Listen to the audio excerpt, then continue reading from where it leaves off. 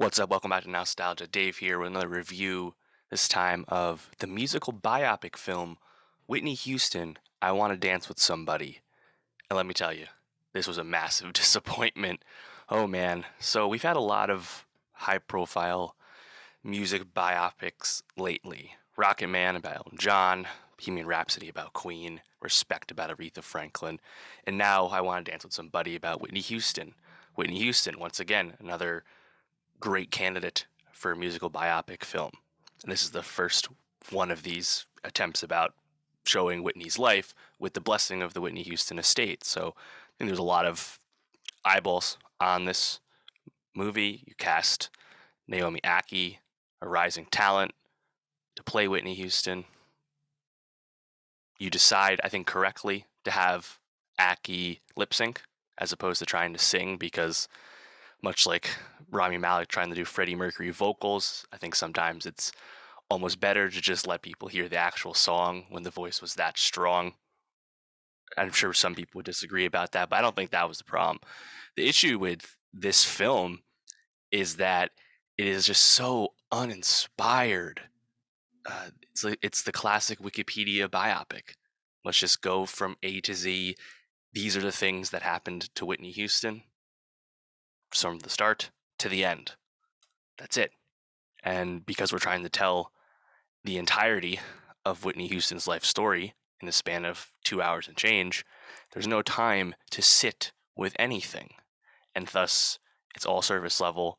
And it's just really disappointing because obviously, Whitney, as an iconic artist, one of the best selling artists of all time, deserves something a little better than what this movie ended up being. And it's just a disappointment to me.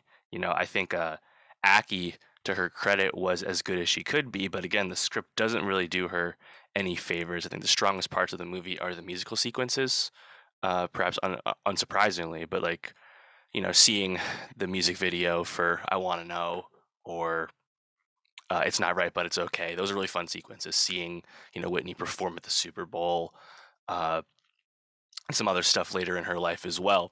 Those are good moments in the film. But man, we just really just run through so much stuff. And I think if this movie had really any point of view at all and committed to any direction, it would have just been a much stronger film because there's so much right material no matter which way you would have taken that, right? You have Ashton Sanders playing Bobby Brown, Sanders of Moonlight fame, and yet we only see a very one-note performance from Sanders. We only see Bobby Brown as the bad boy. We don't see the other side of Bobby Brown, which was the fact that Whitney Houston was in a relationship with him for several years, and they had good times as well. Not that there's anything wrong with portraying Brown as a bad influence on Whitney Houston. I think everyone would agree about that.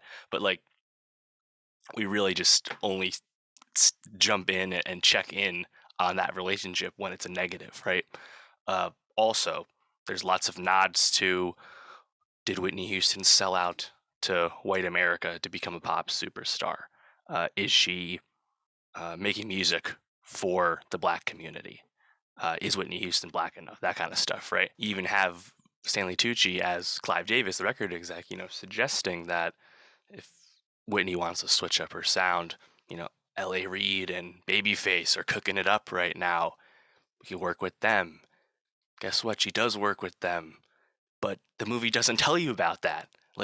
Whitney's opinion on almost anything that comes up is barely expressed in the movie. It's so frustrating.